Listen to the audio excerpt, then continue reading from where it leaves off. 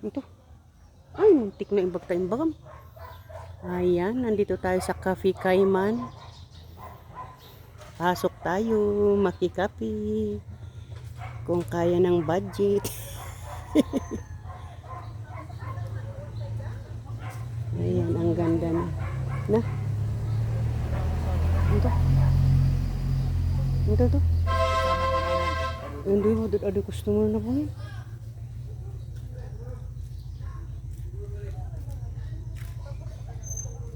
Sino na i-ano ka? Prutas na? Ha? Bulaklak? Kaman kasoy nga rod? Ilak saya, tanga-tanga ko yan. Naiman oh.